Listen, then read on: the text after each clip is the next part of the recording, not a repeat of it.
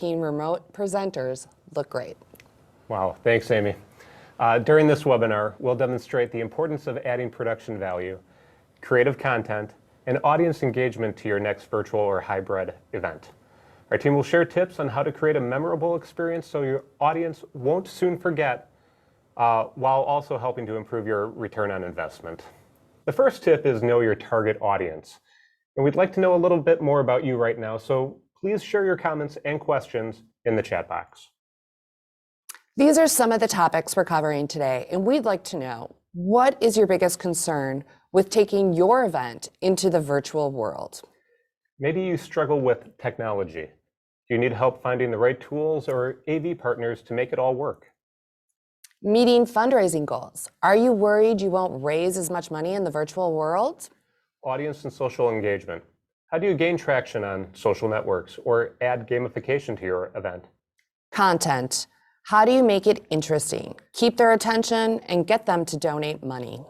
Or is there something else? Again, feel free to type your questions in the chat box, and we'll try to answer your questions during this program.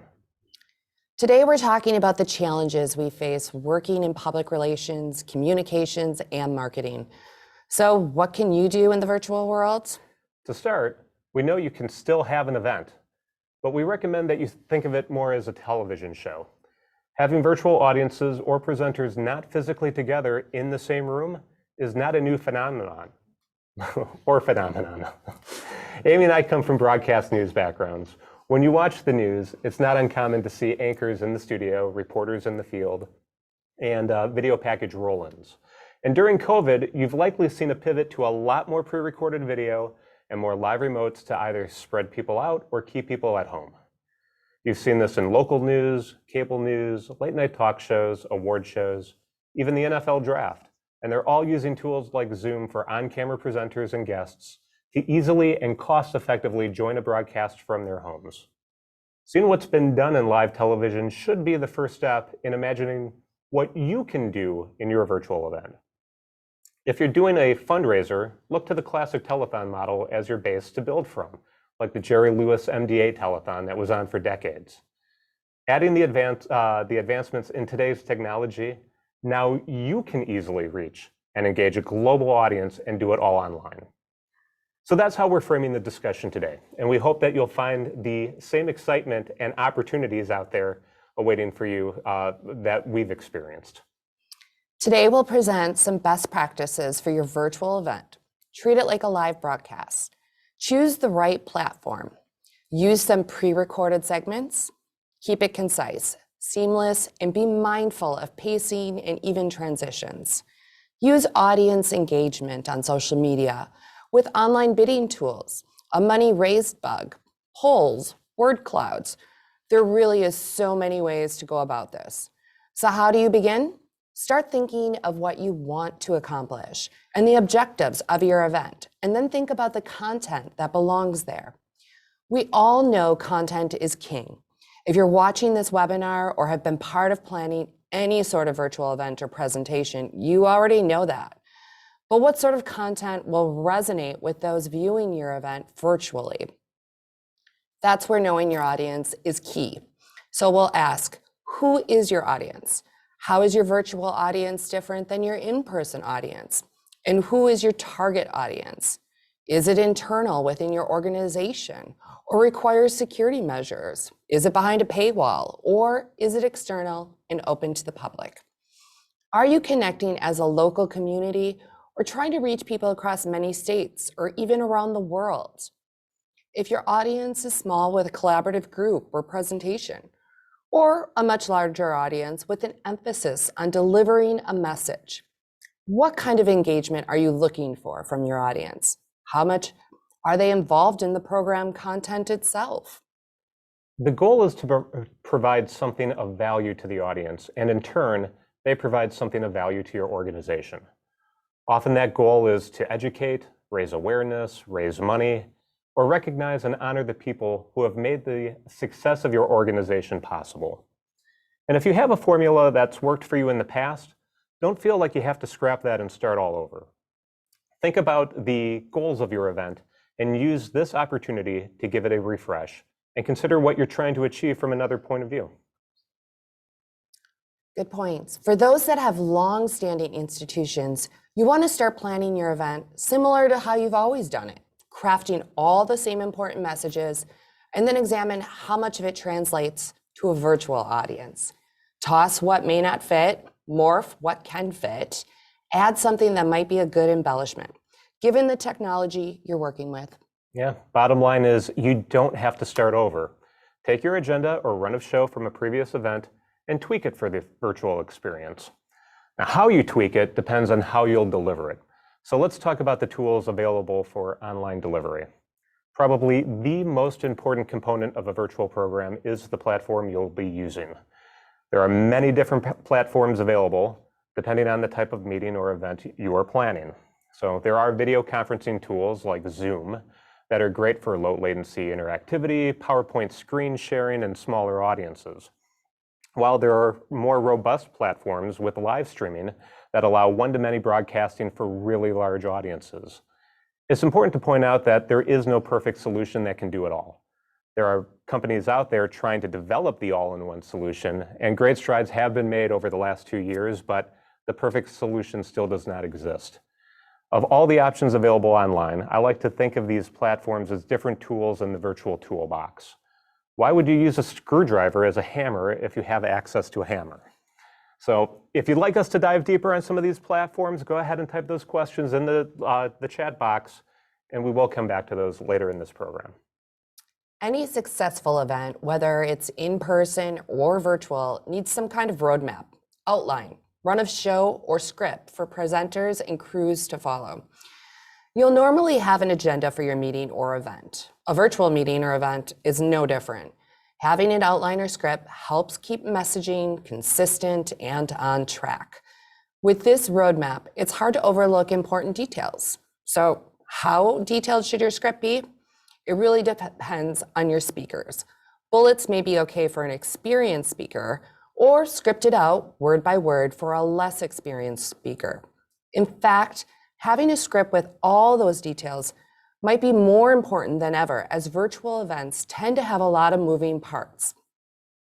These events often mix live and video elements, maybe a donation thermometer, which is a running tally of the money you're raising during your event. Extra activities to engage your audience, make it an interactive experience, whether that's polls, quizzes, chats. You could have multiple speakers, musicians, comedians, sports figures. So to coordinate all of this, you'll likely need an MC. They can be the glue that keeps it all together. A larger crew can also help things run smoothly. As you can see, that's a lot of moving parts.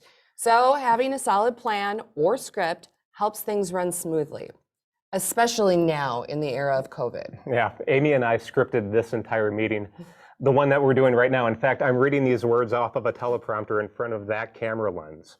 So when your meeting is really important, these details should matter.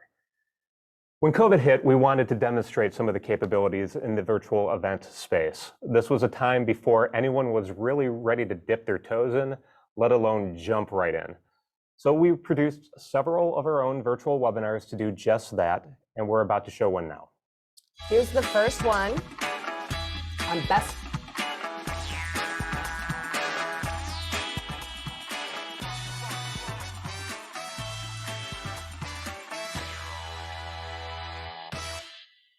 Good afternoon, and thanks for joining us for this live stream. I'm Rich Schmig. I'm the president of Plum Media, and we produce meetings and live events.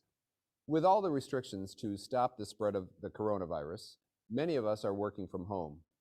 We've had to transform how we do business, yet we still need to stay connected.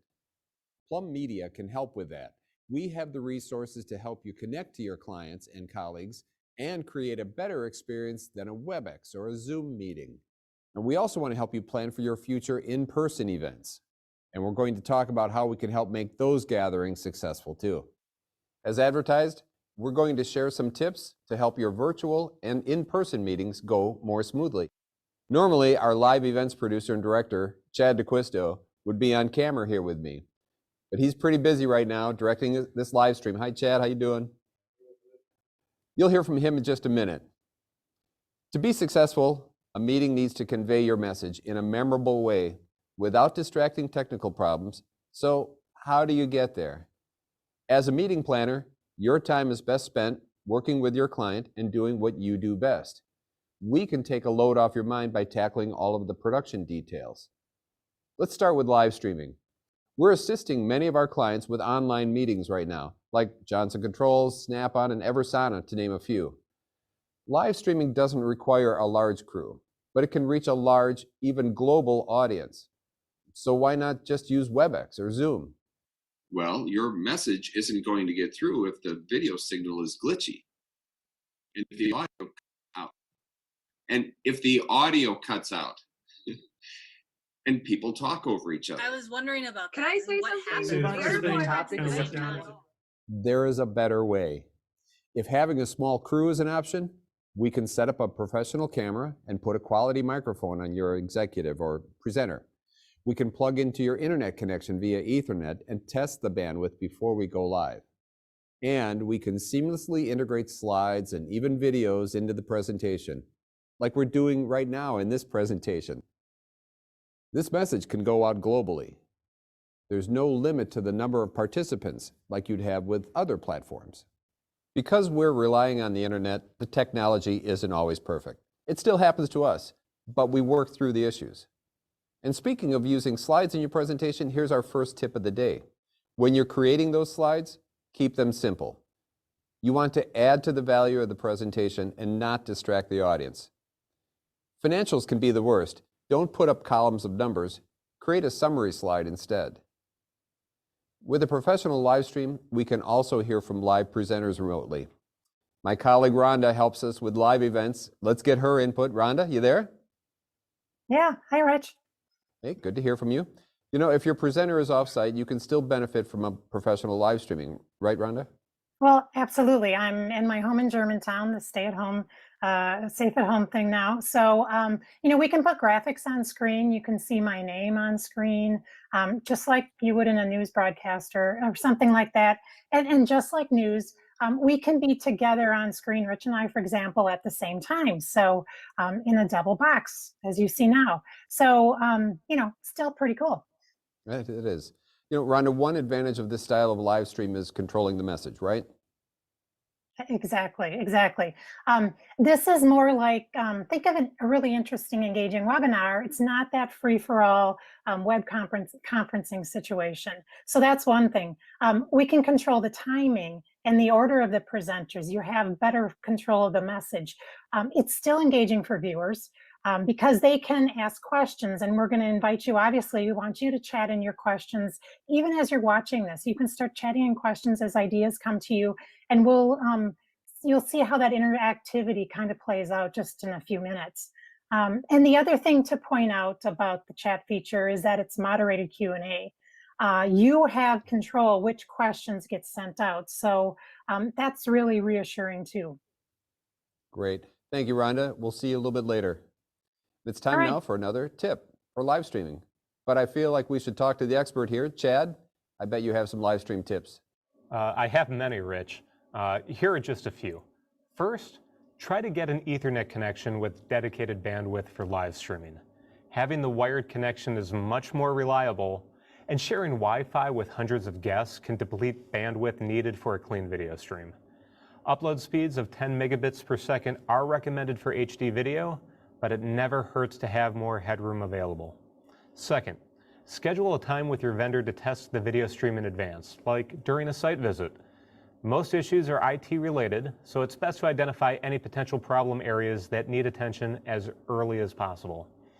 And actually, Rich, I have a third. If you can help it, know your limits and don't leave anything to chance. You see, I knew how difficult it would be for me to direct this live stream and speak at the same time, so I pre-recorded this whole segment. Back to you live, Rich. Well, thanks, Chad. Yeah, live is hard. I'm glad you're here with us, though. Now you're really getting a look behind the curtain to see how we keep things running smoothly here at Plum. You know, we will get through this tough time, and we will start meeting face-to-face again.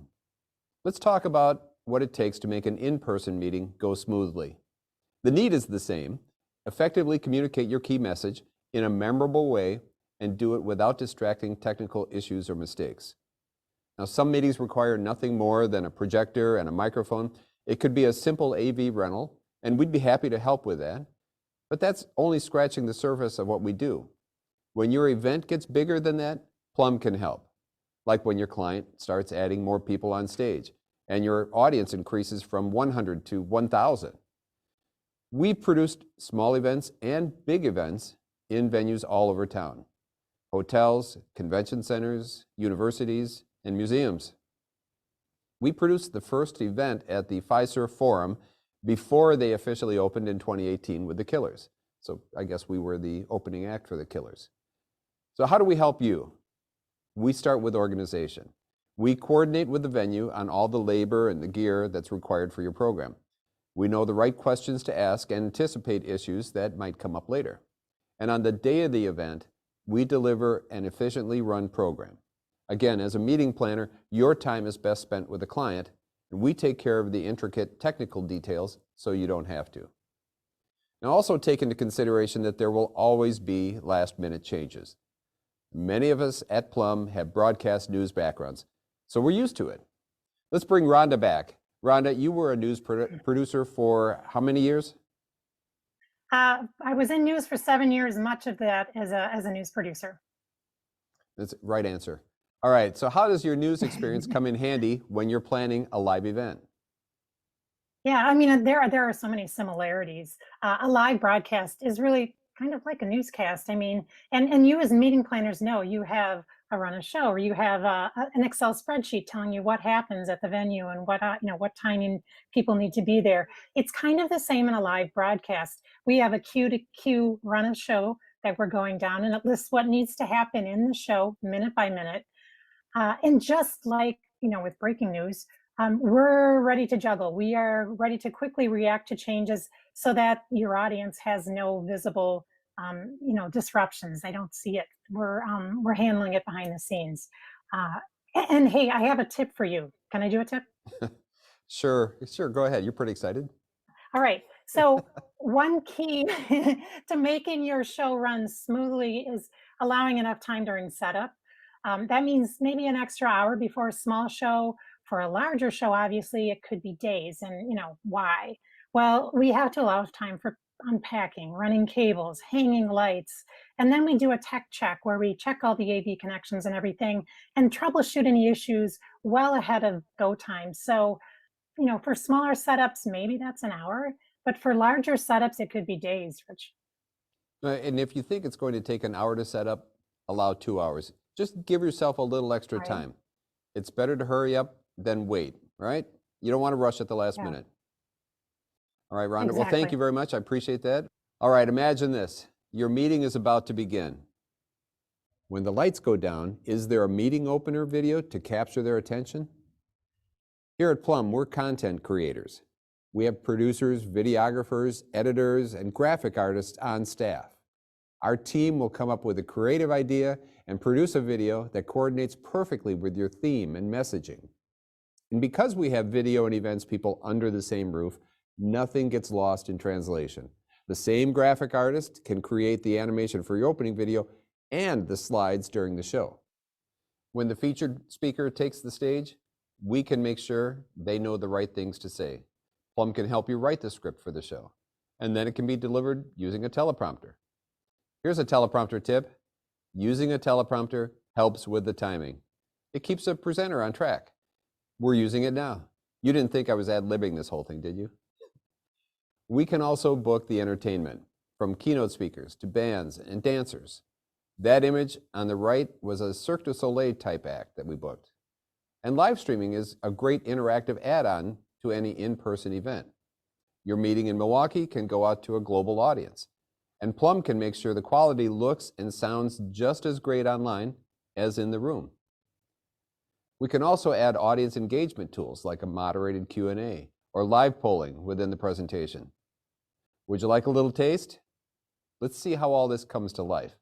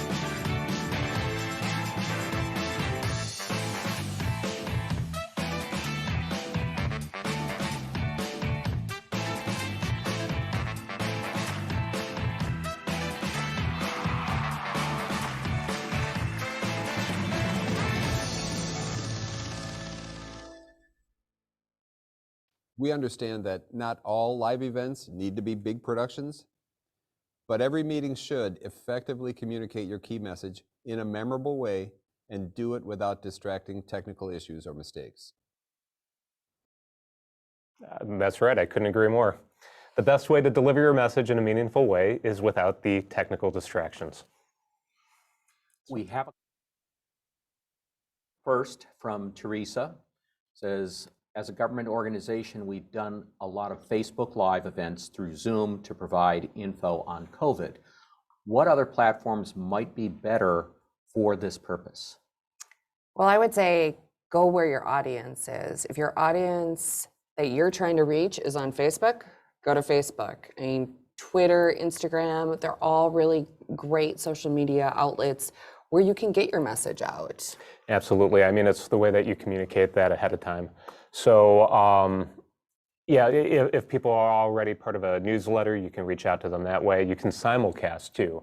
So, like you mentioned, Zoom and Facebook Live, you can go to multiple different platforms, and maybe you even have something on your landing page of your homepage where you could have a video player there that not only is it live, but then it can also be available immediately after as a video on demand for people to watch again. So there are platforms out there. Vimeo is great for this sort of distribution. YouTube is another one that's really popular. So again, like Amy said, just know where your audience is. Lynn needs a little bit of advice. She says, I run into a bias preference for face-to-face, and the attitude is it's face-to-face or nothing at all. What would you suggest? Well, Lynn, we all like to be face-to-face. I mean, I think we all know you build better connections when you're in person and talking to someone, whether it's a networking event or an awards show. Hybrid can be a really great solution for that. Right. There is no technology out there that's truly going to replace the face-to-face. Video teleconferencing tools like Zoom, Google Hangouts, things like that, yeah, that kind of helps, but we know it feels different, and especially if you're talking about networking opportunities, or if you're doing motivational speaking where the person who's doing the presentation needs that visual feedback from the audience. Now, there are ways that you can use technology to enhance it, absolutely.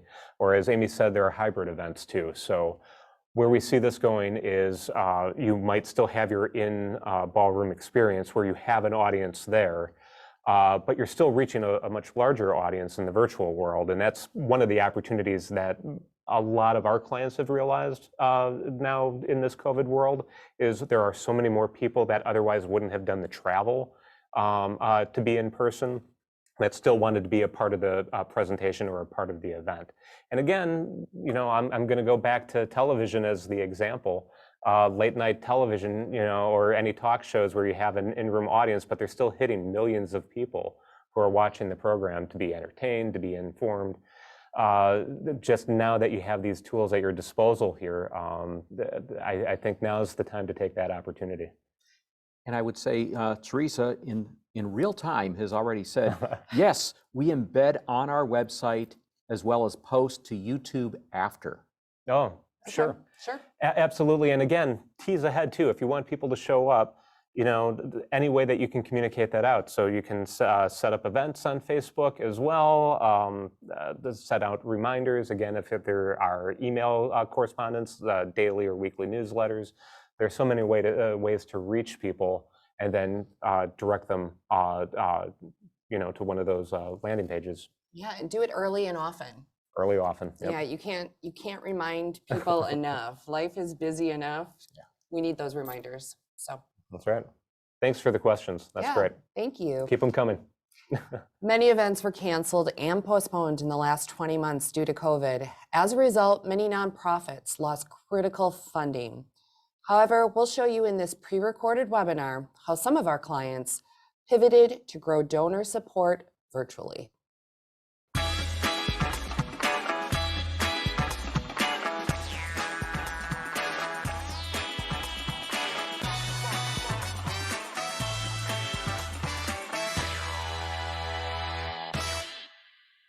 Good afternoon, everyone, and thanks for joining us for this live program. I'm Rich Schmeg. I'm the president of Plum Media. We produce videos and live meetings, and today we are sharing our expertise on ways nonprofits can grow donor support. We know recent events have changed the way you support your mission through fundraising, and that's why we're here today, to provide options on how you can grow and support and expand your reach through virtual fundraisers. All right, here we are. This is what a fundraising event used to look like for many nonprofits. Black tie gala, a nice dinner, an exciting auction. This was the American Red Cross Brave Hearts event from last year, by the way. Now, with social distancing concerns, reaching donors has suddenly changed. And with it, one of your biggest ways to raise money to support your vital missions. Today's topic, virtual fundraisers, grow donor support, came from conversations we have with our clients, like you. Now, producer and writer Rhonda Potzelberger is here with me now, and she's going to tell us how we can explore that. Yeah. So, first the reality. We know everyone out there is facing a big loss of funding, and it's significant. I mean, there was a survey that came out in March from the Community Health Charities, and they're a national organization that helps nonprofits promote programs, and they share educational resources. So out of 331 nonprofit partners who responded to the survey, 73% had already canceled a fundraising event due to COVID-19. And now they're staring down a loss of $644 million.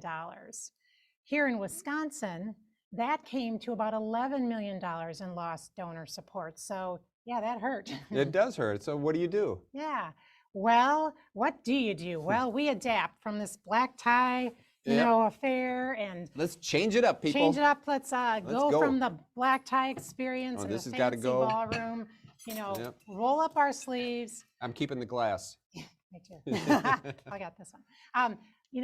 And we go virtual, right? So we'll get it done. That's exactly right. In the next several minutes, we're going to talk about how to expand your reach online with current and new donors, and use video storytelling for an emotional impact that inspires compassion and action. And we'll talk about how to engage donors online with a digital experience that makes it easy for them to give. Now, throughout the program, we'll offer tips, and we'll call them out with this graphic. It'll be easy to find.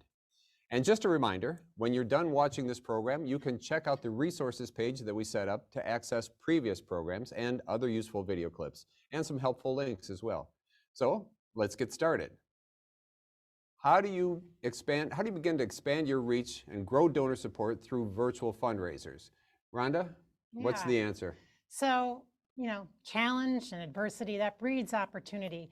And because of recent events, you now have the opportunity to embrace that digital space like you haven't done before. And I guarantee you, this is going to be part of a new strategy that you'll adopt going forward, simply because it's a great way to expand. Now, the best way to explain what's possible in a virtual fundraiser is to show you an example. So I want to start with the Jewish Community Center's annual Kids Share event. It's their signature fundraiser held the first Thursday in May at the Pfister's Grand Ballroom, and it's gorgeous. What a beautiful venue. Back in March, as the date approached, the team at the JCC realized they had two choices. They could cancel or they could go virtual. And that's when event coordinator Allison Andrews reached out to us for help. So next, you're going to hear from her as she explains how they quickly pulled together creative content plus a live online experience. And she talks about the surprising outcome that they achieved. KidShare has been going on for 29 years.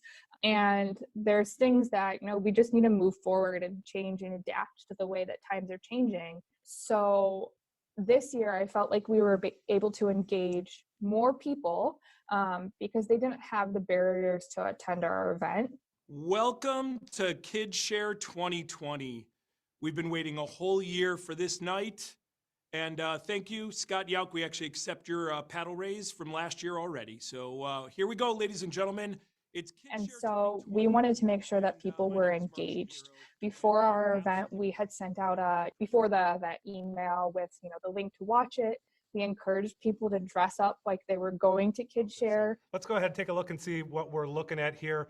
Well, there's a couple Sadoffs in onesies. We really wanted them to dress up the night of the event, whether that was in their pajamas because they wanted to sit on the couch and be comfy, or if they wanted to, do their hair and get dressed up in their normal kid share attire. We had both ends of the spectrum. Hey, James and Gina Madlam, thank you for joining us. Looks like from the most scenic place that could possibly be kid share could be enjoyed. So Mazel Tov to you. One of our goals was to highlight our restaurant partners, and we were encouraging people to order for the night of kid share. And to Zafiro's, the kitchen sink salad, I just got that onion smell all over. I love it.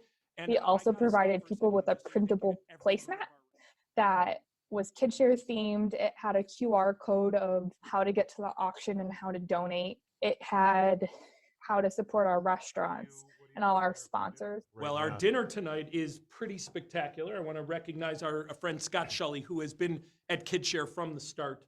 We've got a homemade pasta and bolognese sauce. We did social media call outs. So we had a communications correspondent on our live stream that would call out people on social media. We would show their pictures of what they were doing, whether they were dressed up or what they were eating or their table settings and anything like that. We've got the Fuentes family checking in, loving this event. It's so good to see you. And then the Thanks for other being part thing of that we did is in our online fundraising software, they have a thermometer that goes up as people donate. So we would put that up throughout the program to try and engage people in that so that they can see how much money we were raising. Take out the Greater Giving button right now and push donate now.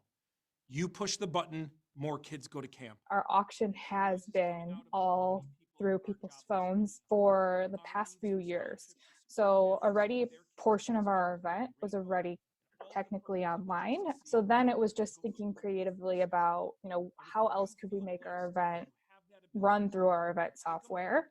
Take out your phone, push donate now, pick the amount that you can afford, and make a difference. The interesting thing about our Raise the Paddle is we decided to just encourage people to donate throughout the event at any time that really spoke to them. And we did it all through text. So I was texting people after each video, the donation link and everything like that. L'chaim, everyone. By the way, donate now. Off to Chad, because, we're at the last 4 minutes of the auction. So we had set the goal of, I think, 36,000 to raise during the hour-long event. And we bumped that up to 52 and we ended up at like 58. So it was great. We were all surprised and it was just like, it was a great feeling to be able to surpass our goal for our event, even though we were, in our normal place. The great thing about a virtual event is that our costs were down a lot. So we really just had the production company from Plum Media. That was our big expense. Anything else really wasn't there. We didn't have to get decorations. We didn't have to pay for our bar bill at the end of the night or anything like that. Just the first of many times our meeting will be happening in front of other people. So I think moving forward, we want to figure out how we can do some sort of hybrid as to what we can do moving forward to engage more of our population through our event. That is our biggest fundraiser, and we're really proud of it. And people are still going to want to come to our event because it's unique. And part of our strategic roadmap is to be intentionally inclusive. And I think this will push us in a way where we can be more inclusive to get people to come out to our event, whether they're in their own homes or they're in the ballroom. Yeah, thank you, Allison. I mean, the KidShare team did a great job keeping the staging in our studio simple, classy, effective. And keep in mind, the studio is a blank canvas. Really, anything is possible in here. There are a couple other key takeaways worth noting, and actually these are tips to consider for your fundraising events. The first one is the JCC chose great on-camera hosts who used a lot of humor. They were so natural, they were great. The pacing, this was very lively. Every few minutes, there was something new going on. They were throwing to something new. They used a lot of video segments, and many were pre-recorded, and you probably couldn't tell the difference. Even the ones that looked like Zoom calls may have been pre-recorded, so there's a little hint there.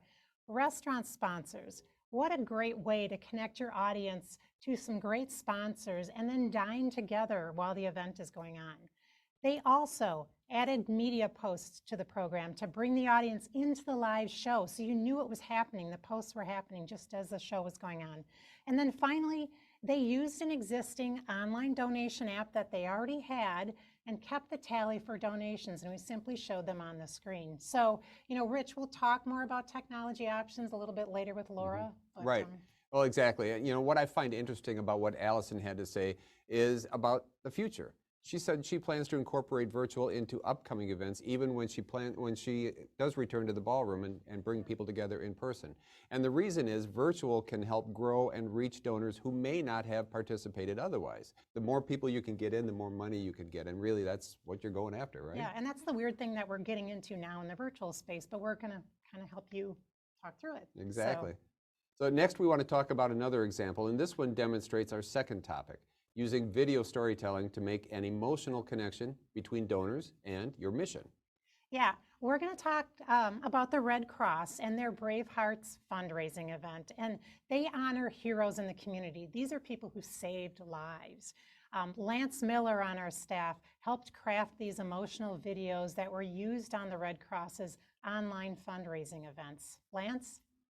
Thanks. As we mentioned earlier, up until this year, everything about the Red Cross's annual Bravehearts fundraising gala was big. It was in a big ballroom, it was a big live show, and it brought in big donations. Your bidder, $1,200. The Red Cross sees its volunteers as everyday heroes. To extend this theme, we made videos about local heroes, some of whom were actual lifesavers. The videos are compelling and emotional, and they really help to connect the donors to the theme of the event in a very personal way. If I could say one thing to Brittany, it would be to thank her for saving my life. Because of Brittany, I'm able to spend time with my wife, spend time with my kids and my grandchildren. I'm very blessed. Brittany is a hero. This year, they took the event online and they made it a big week-long event to sort of maintain that big feeling. There was an email blast every day. The videos could be seen replayed on Facebook and YouTube every day. And all of the auctions, donations, and videos lived on the bidpal.net platform.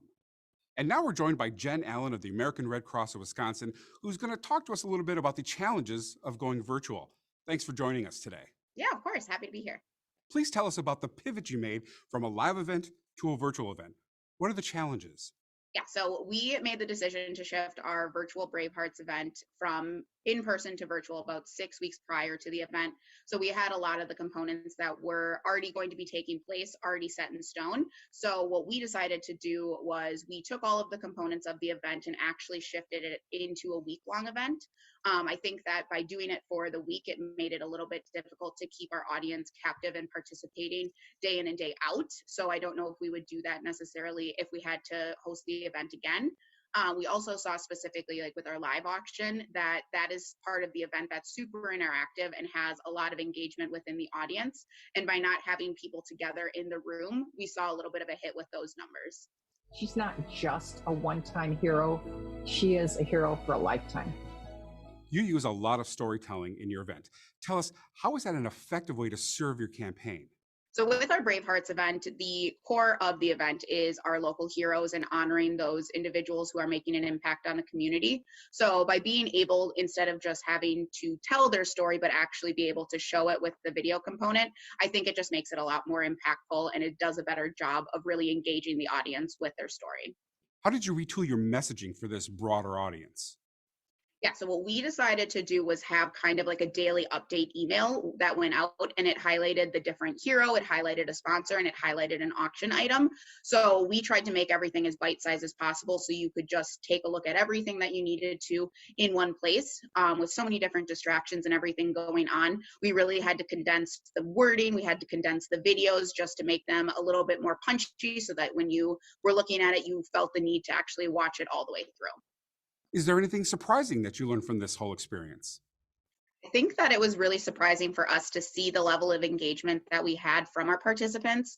That engagement didn't always translate into dollars that we were raising, which of course is our main focus, but by being able to have a really high click rate on our emails each day, by having a really large number of views on our hero videos that might not have happened if it was an in-person event, and seeing the engagement on social media, we saw a huge uptick for the entire week on all of our posts, whether they were related to Bravehearts or not.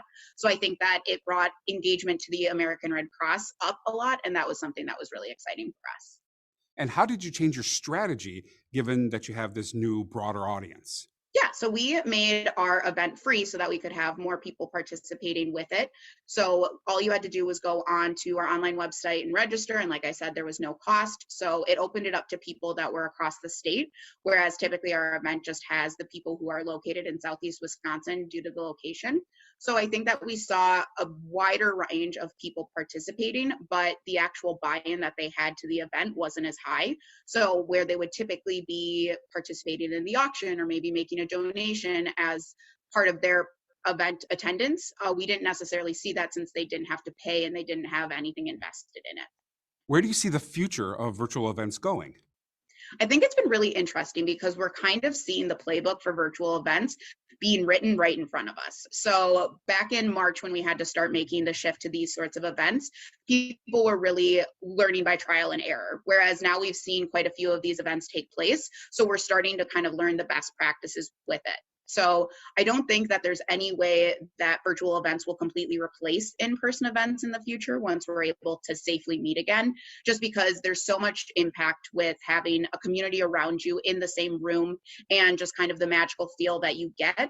But I think that different components of the virtual event we've proven are successful and that it's something that we can build upon. Were you pleased with the results? I think so. I think that it's really hard for us to dictate how much we can measure success since we had a budget and we had these numbers for our in-person event, and it was hard for us to actually transition those into the virtual event since we had no real idea of how it was going to look. But I think just us creating a new event and having the level of engagement that we did overall was a success, and that we are going to see a lot of the fruits of our labor pay off moving forward because we've engaged a whole new audience that are going to be bought into the American Red Cross mission and hopefully be continuing to donate when we move forward. And do you have any further advice for organizations hoping to take their events online? I would say don't be afraid of the unknown because there is a lot of unknown even still with virtual events, and with every organization being so unique and different, what worked for us won't necessarily work for you, and that's okay. But be sure to really be focused on creating a plan, especially a communication plan, because over a virtual event, that's going to be the most important thing you can do. And just follow that plan and you'll, I think, see a lot of participation, and a lot of people will commend you for even putting together an event and still getting your mission out there because it does matter. Jen, thank you again for your time today. Yeah, no, I'm happy to be here. And now, back to you. Thanks, Lance. You know, that's an interesting approach. I think from the comment that Jen feels that they're writing the playbook for virtual events, we're all going through that, certainly. We're all doing it right now. You're all with us here. So, you know, it was great to hear about the success that the Bravehearts audience exhibited with their online awareness and engagement to all their social posts. And, you know, one other great tip that I took away from Jen's comments here is that their use of email marketing. They sent out that email as part of their pre-show promotion, and they really generated a buzz and kept people engaged with their event. So that was just great. Now we talked about how to expand your reach and effectiveness and use videos that make emotional impact. Let's go deeper into our third topic, engaging donors online. What are some things that you need to know about technology that engages donors online? Yeah, well, you know, in this case, we turn to our resource, Plum's digital media and marketing strategist, Laura McElry. Well, now you have your content. The next question you probably have is, how do you put it online? Now, with all the technology out there, it can be an overwhelming decision. So let's start with where your virtual program will appear. Do you prefer people come to your website? Well, if that's the case, create a landing page to host the stream. The live program is a simple embed code in this case. Then you can add other content to your landing page, like links, existing videos, sponsor mentions. But what if your donors prefer to watch on Facebook or YouTube? Well, if you want to expand your donor reach to a wider audience, We can simulcast your live program to those destinations as well. How about gathering donations online? Do you already have an online donation solution? Well, great. We can take your existing tools, like we did with the Jewish Community Center, and incorporate that into your live virtual fundraising program. If you don't have an existing donor solution, you can even use tools like PayPal or Stripe. The key is that it has to be easy to use. Now, if you want more features, there are off-the-shelf websites that combine live programs with specific modules to help with online auctions, peer-to-peer, text giving, sponsor spotlights, even complete event landing pages. And a lot of times, these will even work with your existing donor management system. Just know that you're probably going to have to pay a subscription fee to access these options. And deciding which platform and tools that are right for your organization starts with a conversation. And it starts with a conversation about your needs and the strategy. And we can help guide you through that too. Finally, let's talk about promoting your event. My advice, don't overthink it. You already know how to reach your donors. So for this, the only thing that's really changed is the venue. Use all of your channels to spread the word like you would for a physical event. Except now you can think outside the immediate area and reach out to your supporters around the state, country, even the world. Good advice. Thanks, Laura. So to recap, with virtual fundraisers, you can expand your reach with donors online. You can use video as a storytelling tool, and it has emotional impact, and that increases your effectiveness. And all of that advances your goal of creating content that engages your donors online and helps you reach your fundraising target. All right, let's get to the Q&A. Rhonda is here with me in the studio, and we have Lance and Laura standing by, ready to take on your questions. And I think we have several questions in the queue, so let's get to those right now. Our first question is, what is the best time of night to have a virtual gala? And there's probably a rule of thumb is somewhere in that dinner area, but with the in-person events. Does it have to be though? Exactly. I don't know. That's where I was going to go. You could have it at lunch. Right. I mean, I've read some things like when to have your event, and you probably know this. If you put together in-person events, it's like, well, it can't be Friday because people have so much with school or school events for kids, and so you really have a hard time picking that day. It seems like Wednesday, Thursday is a great time. Could it be dinner time? You don't want to. People are getting home from work, and you don't want to get into when they're watching their favorite show after dinner. So it's kind of a know your audience a little bit, Yes. and kind of figure out what they like. But I feel like middle in the week is not is good. Avoid those weekends. Right, and like we mentioned earlier, know your audience, know your program, your donor base. Yeah. What works best for them, and like I said, lunchtime may be the best time, but it could be in the evening. Maybe you want to start it earlier because your donor base goes to bed early. So keep that in mind. Well, and think about one other thing that Allison brought up. Throughout their event, they asked for donations, and she wasn't really concerned if they actually watched the whole program. Really, your goal is they hit the button and donate. Perfect, So they don't necessarily have to experience the entire program to donate, and maybe that means lunchtime is a great time to do it. Just whatever you feel like your donor base is online, or even ask them in a poll if you have that opportunity. Send out a pre-event poll. Hey, when would you be most likely to watch? So. Yeah, and when you're budgeting for a fully virtual event, you might be investing more money in the AV production, but you also don't have your traditional BEO expenses either. So there's no large venue rentals, flowers, decor, meals, bar tabs, none of that to worry about. Yeah. We've got a couple of more questions. First off, Teresa is wondering, what equipment are you using to shoot and switch between shots? This is really impressive. Oh, well, thank you so much. We appreciate that feedback. So well before COVID, maybe 5 years ago, we started investing a little more, not only in live stream as a platform for distributing for a lot of our client productions, but they had a hardware switcher as well that we invested into. So if you're familiar with like the big television control rooms where they have video switchers and audio mixers and graphics and videotape play machines or video servers, all that. Well, this is essentially a computer that can fit in a travel case, and so like in any overhead bin and like in an airplane, literally travel anywhere. It's a computer that's about that size that allows us to put professional cameras and some laptops directly into it. It has its own video player. It has its own audio mixer.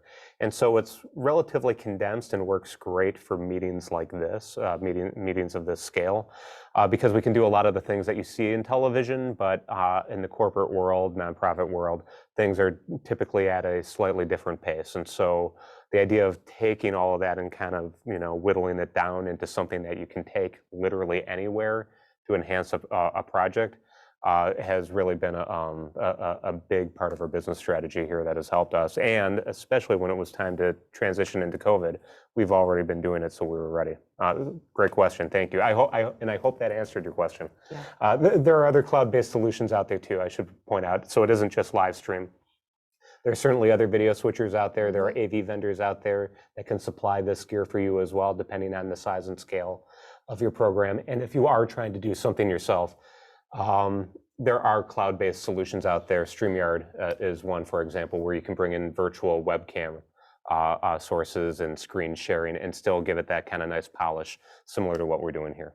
Yep, great answer. Another question from Maureen regarding doing a Facebook Live event. Would you suggest using dollars to get the posts out there in front of your audience? Is organic basically non-existent?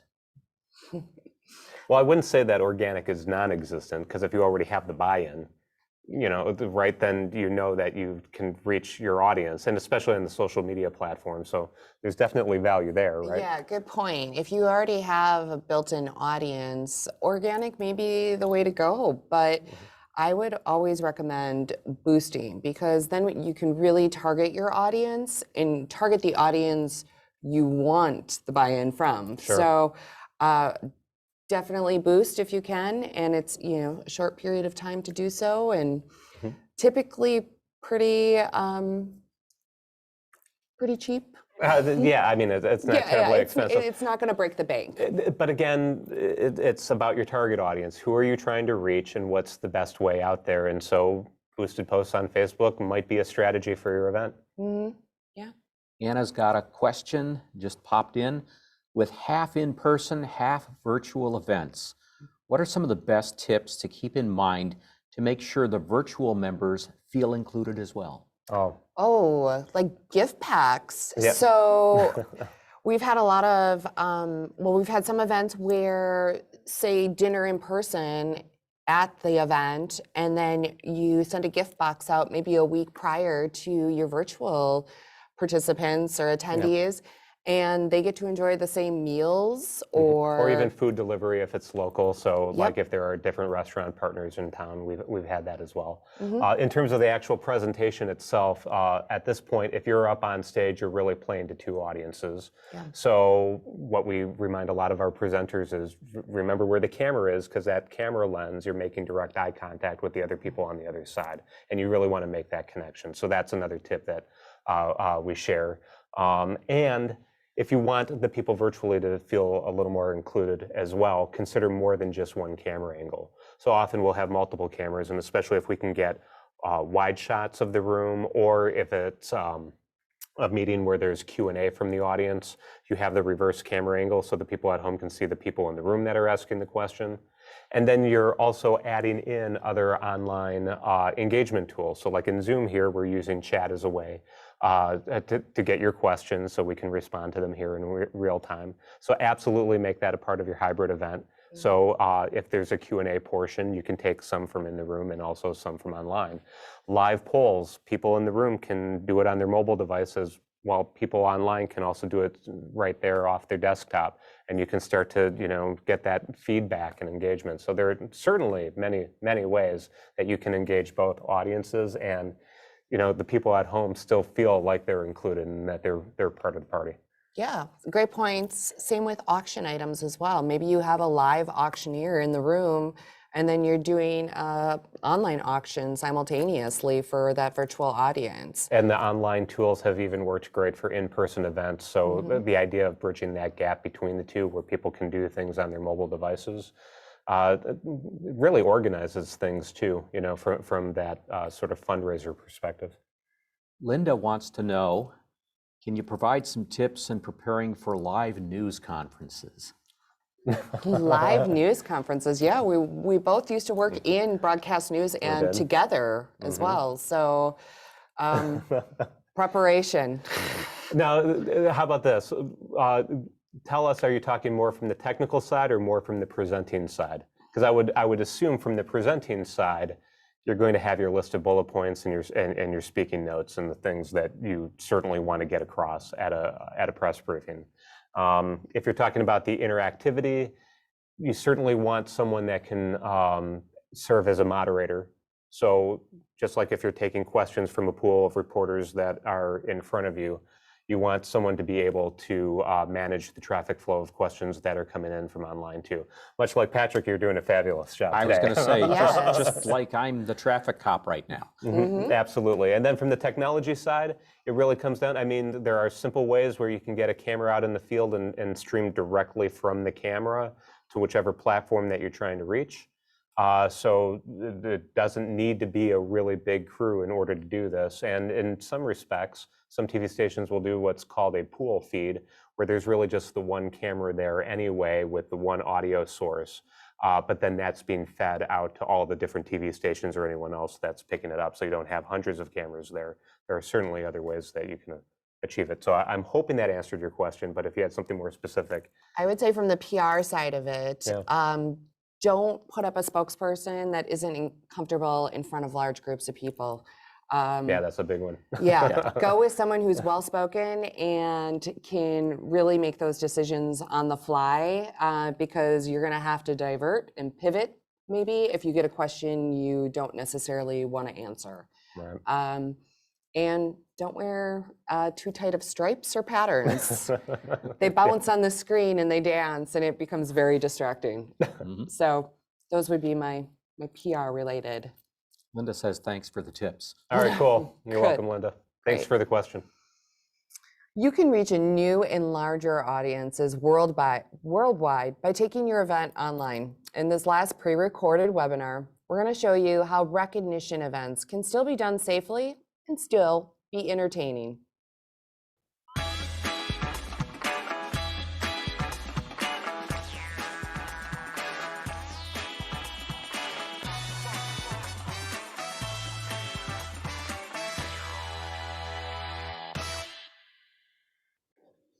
Good afternoon, and thanks for joining us for this live program. I'm Rich Schmeg. I'm the president of Plum Media, and today I'm joined by Rhonda Potzelberger, and don't you look great. Who are you wearing today? I don't know. Tarjay? No. Yeah, it could be.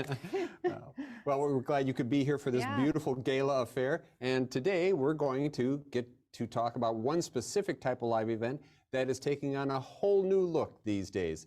Drum roll.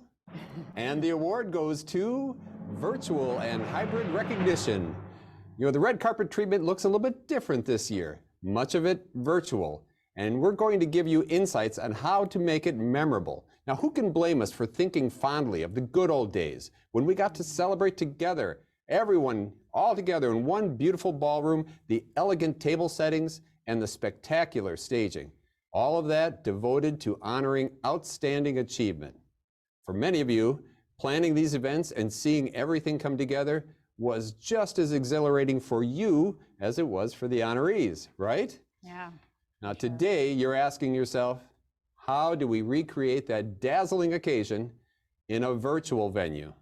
And that's why we're here today, to help you think about virtual awards and recognition programs that can be broadcast like a Hollywood Awards presentation.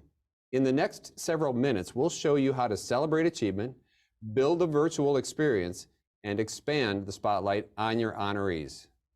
In many ways, we already have a template for how award programs should look. Over the years, you've watched the broadcasts of Academy Awards and Golden Globes and the ESPYs. You know it can be done virtually as well as in person. We're going to dive into what a virtual award program can look like. And later on, we'll discuss how to manage a hybrid event. So Rhonda, let's talk about what's possible. Yeah. So, in the past few months, you've probably gone through a whirlwind of decisions. Do I cancel? Do I postpone? I mean, will the venues accommodate me in the future? All of that going on. We wanted to get some perspective on what corporate event planners are seeing. So I turned to a really creative individual, Mike Underwood from Underwood Events. His company manages everything from conceptualizing the event to doing the contracting of the venues to, executing these really amazing affairs. And I chatted with him recently about where he sees opportunity today and in the future. Mike, at our core, we're all humans. We want to gather, get together, have a great time. But the COVID-19 pandemic has really changed all of that. And when it comes to awards and recognition programs, that's changed as well. Talk about some of the challenges we're facing in the industry. Sure. I think one of the largest things right now is it's the unknown. For us in the industry of hospitality, for those who are in the business of bringing people together, it's really tough because we just can't bring people together right now. I think going forward, one of the good things that I think has come out of this is people's more relaxed feeling or their familiarity with anything to do virtual. So I think as far as what we're seeing and what we're experiencing, I think it is in our best interest. It is incumbent upon us as event planners, as production companies, to know that the future of events is whatever our client wants it to be, whatever the event dictates it to be. But I think it's much more commonplace now for at least a portion of that event to be virtual, for it to be a hybrid event, or for an event to completely be virtual. And I think we have always looked at events, whether they are in person or virtual or a hybrid event, as a completely customizable approach to that event. It's a completely customizable solution to whatever the client needs. And from a standpoint of taking events virtual, and specifically when we're talking about awards presentations and award shows, it is much more commonplace and it's much more doable. But I think it is more important now than ever that the production quality of those shows is increased to the point where it is expected, or that it can at least match the experience that would have been given to people had they been in an actual live event. What are the areas you see opportunities to do this virtual in a really great way? I do think that it is absolutely doable to have awards presentations, to have speakers, to have intros and outros, to have people who are executives of the company, anybody who is speaking or part of the presentation. It's much more doable to have those people in virtual, in other places, in other cities, and to be able to have them involved in the program so that to your guests, it still seems like a seamless and engaging experience from a comprehensive standpoint. So Mike, look into your crystal ball. What do you see short term in the near term, and what do you see longer term for events, awards, and recognition programs? In the near term, I think if your company, if your event can benefit from doing a virtual event, you could do that as soon as next week. You can do that in the very, very near term. When we talk about the next step, which I think is a hybrid event, which is partly in person and part of the event is virtual, I personally feel like those are probably off into the fourth quarter of 2020 and the first quarter of 2021.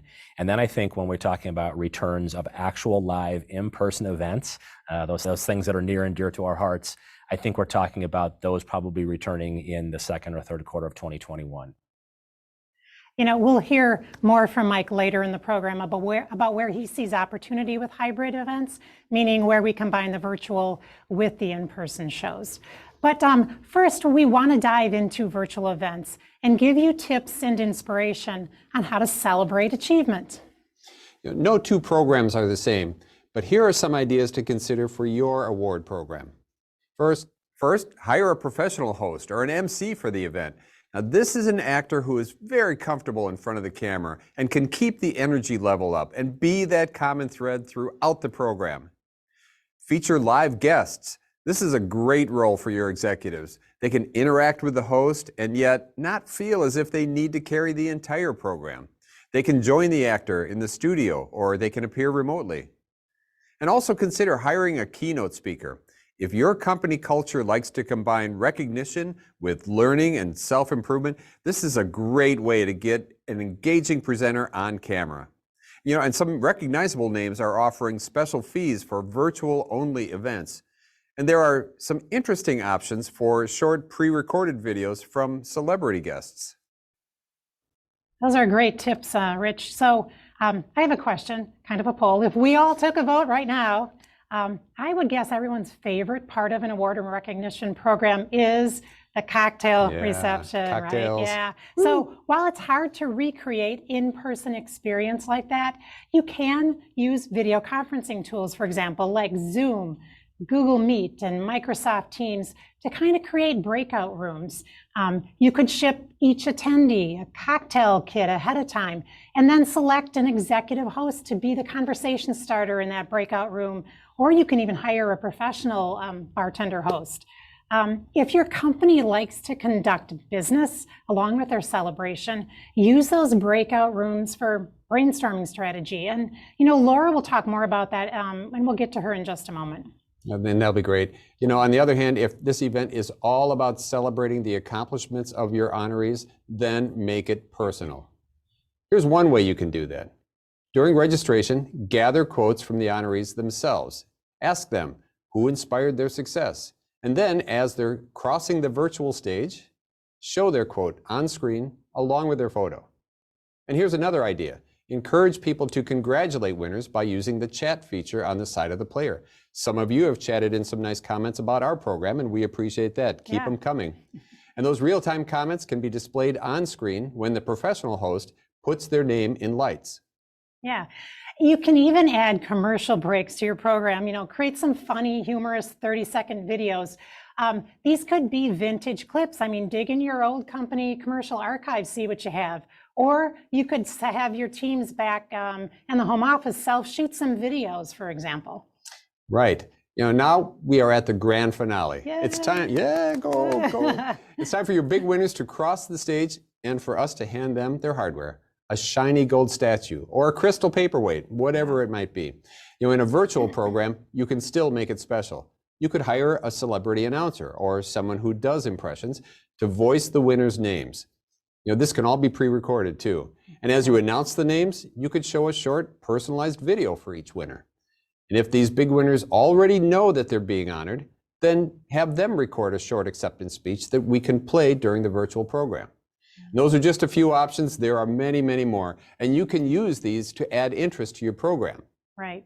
So, now that you've created a great program content to celebrate achievement, the next thing you want to do is build your virtual experience. This is the place where everyone goes to watch your live award. And for that, we turn to our digital media and marketing strategist, Laura McElroy.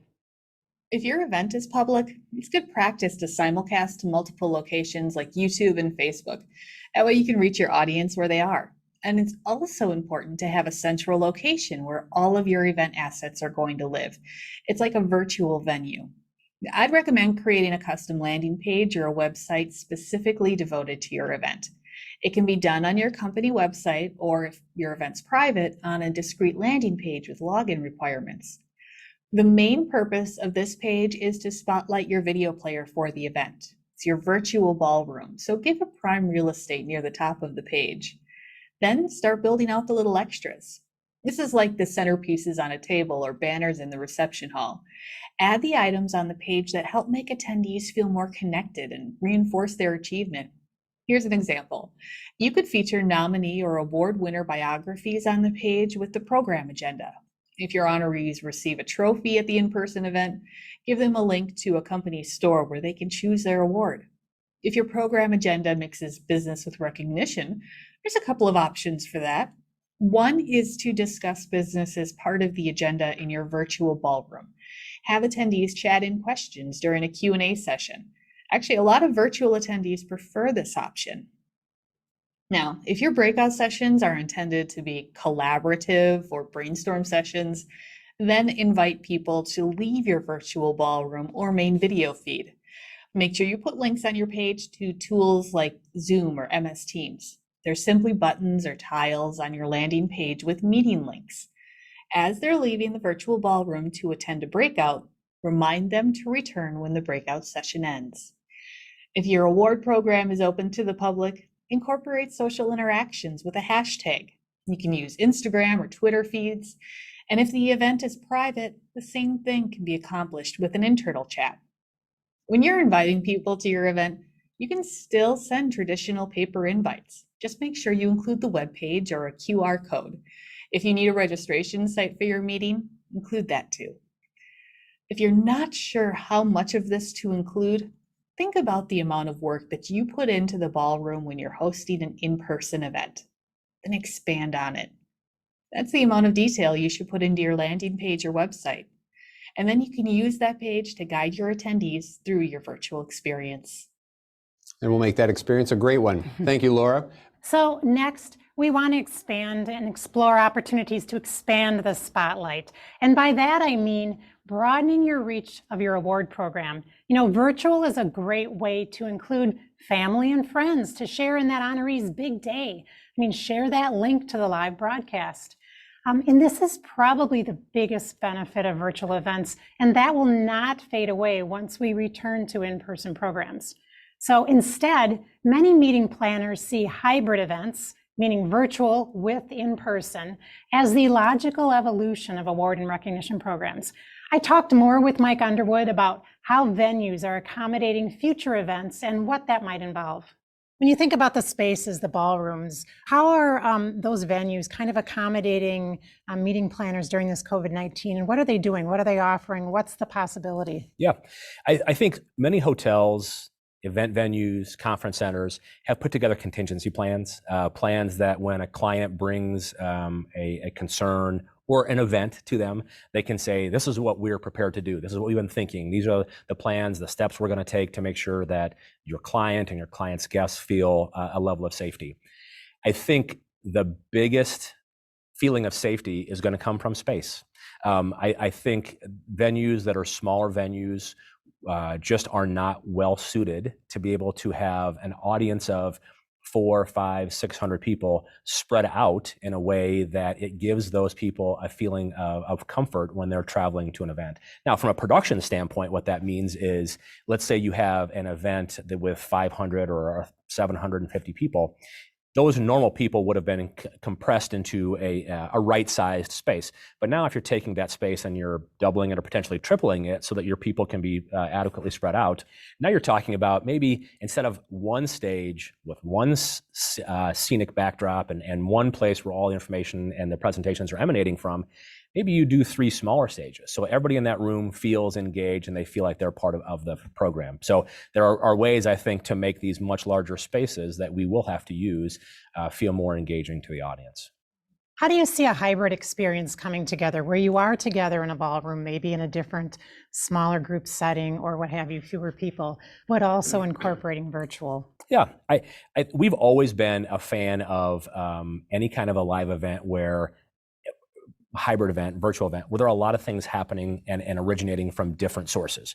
So I think whereas a live venue, you are as an audience member sometimes prone to focus on the stage, and that's where all the speakers happen. There's flanking screens, that's where the PowerPoints or the videos are shown.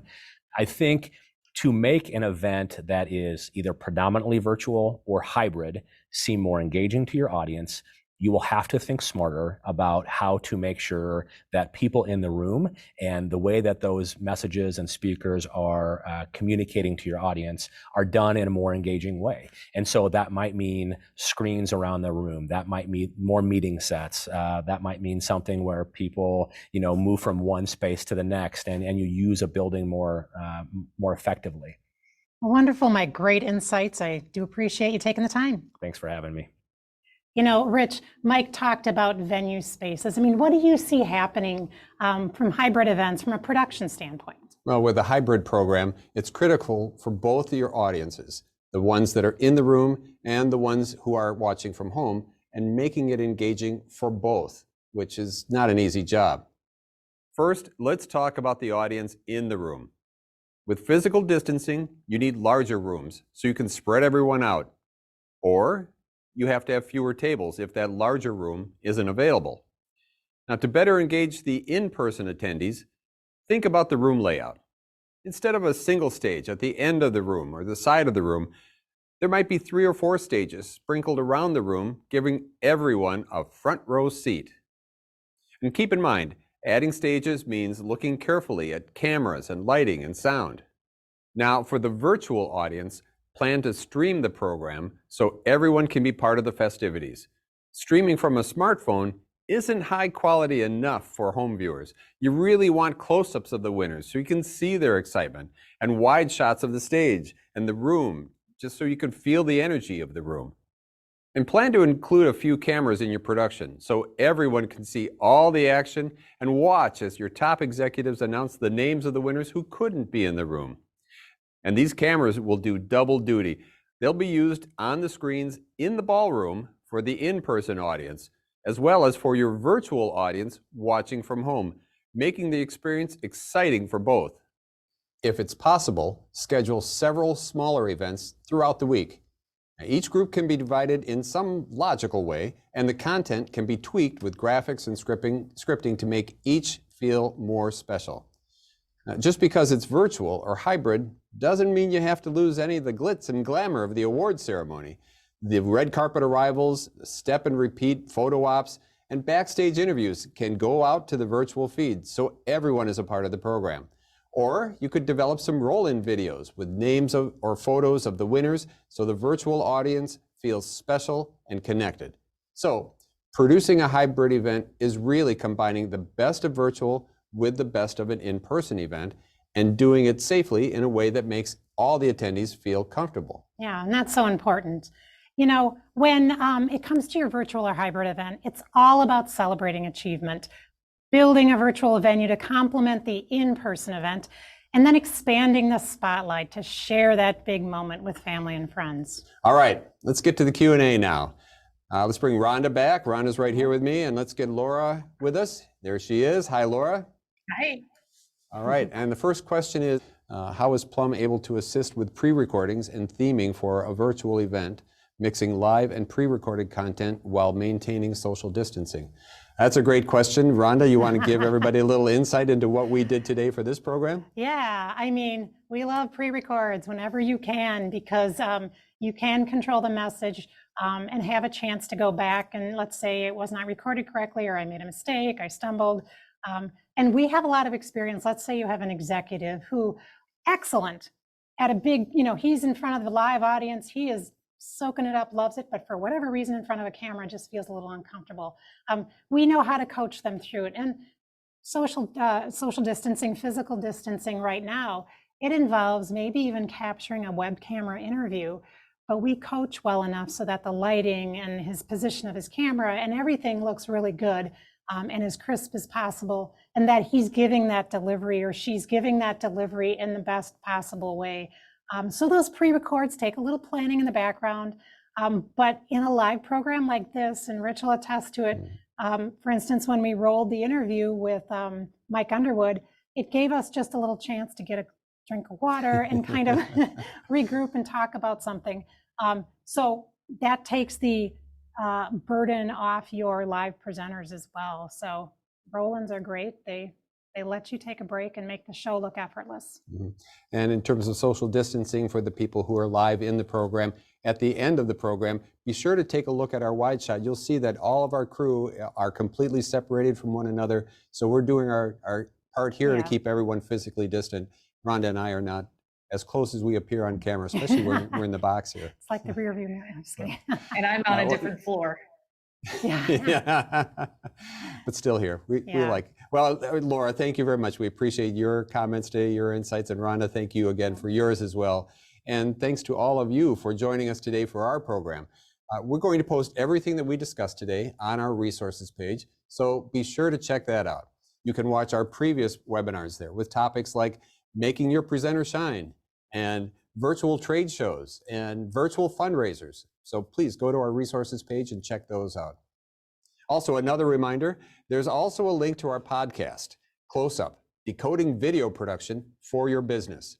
It's a really convenient way to learn more about video production and all the ways that you can leverage the power of video within your organization.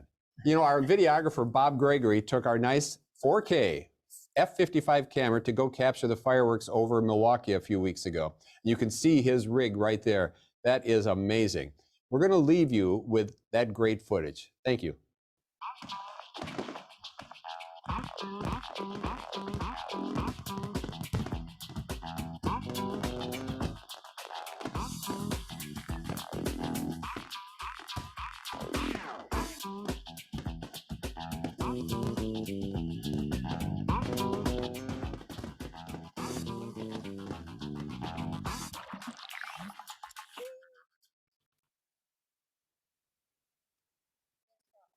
Great questions. If you have more, please reach out to plummedia.com, our website, social media pages. You can find us most anywhere.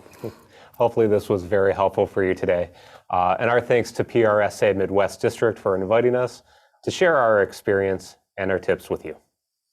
Thank you, Amy and Chad, and the entire crew here at Plum Media. We want to thank you for joining us. Stay safe, stay positive, test negative. And this concludes our session from Milwaukee.